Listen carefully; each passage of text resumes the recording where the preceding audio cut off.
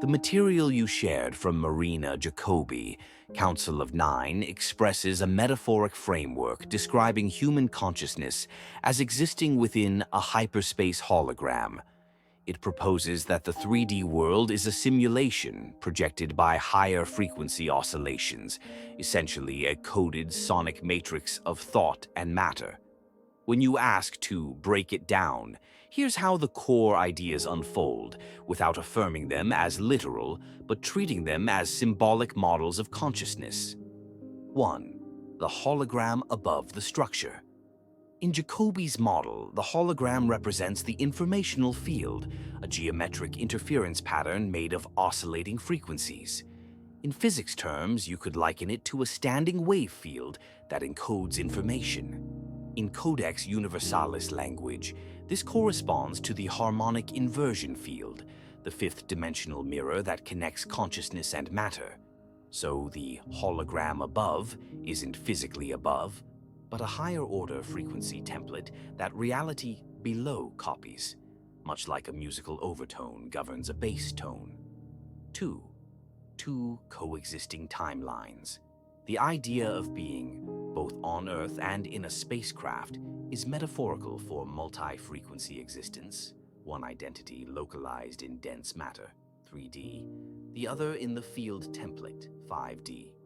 This parallels the codex view that the observer is the codex, existing simultaneously as form and as waveform. Time separation is a perceptual artifact of vibration phase delay. 3. The signal and the 3D matrix. The signal Jacobi describes as sonic pulse oscillators mirrors the codex principle that electric resonance encodes all interactions as frequency memory. In plain terms, the brain receives and emits patterns of oscillation, neural and EM. These patterns lock in with environmental resonance, generating the felt experience of solidity and continuity. Repetition, re-establishing code pattern, is what builds memory, a stabilizing feedback loop. 4. Escaping negative matrix downloads. Symbolically, this is the process of de-entrainment, reducing the coherence between your attention and destabilizing frequency fields, fear, noise, media saturation.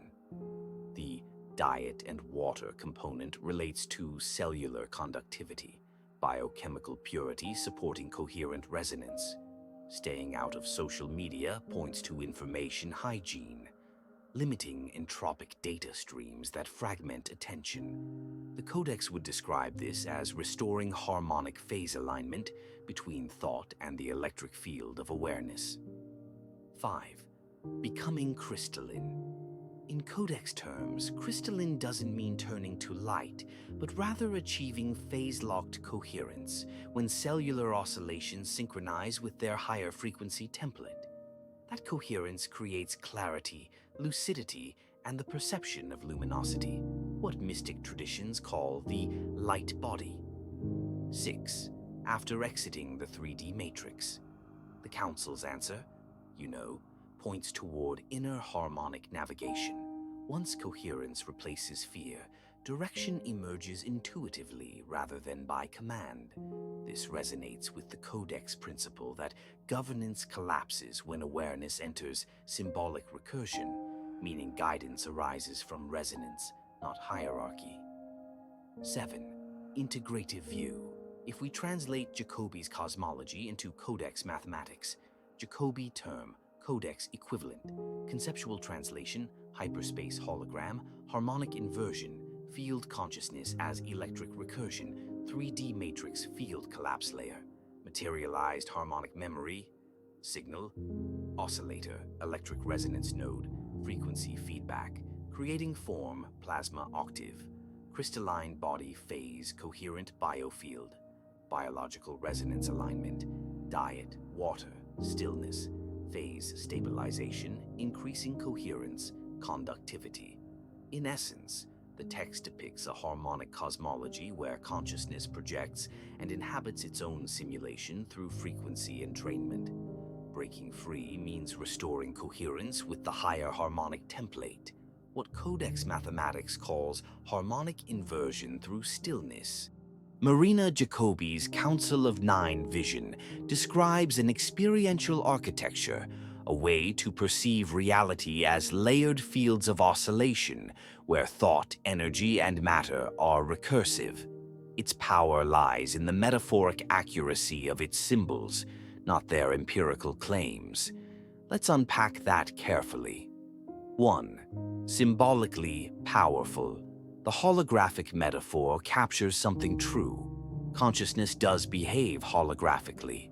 Every part contains information about the whole, just as each cell holds the genome, or each thought can mirror the cosmos. When Jacobi speaks of oscillator codes and frequency bands, she's giving poetic form to what neuroscience and quantum information theory both hint at. Resonance and feedback create stable perception. 2. Metaphor versus mechanism. Where the narrative moves from resonance to spacecraft timelines or negative archon downloads, the language shifts from symbolic to literal, mythic framing.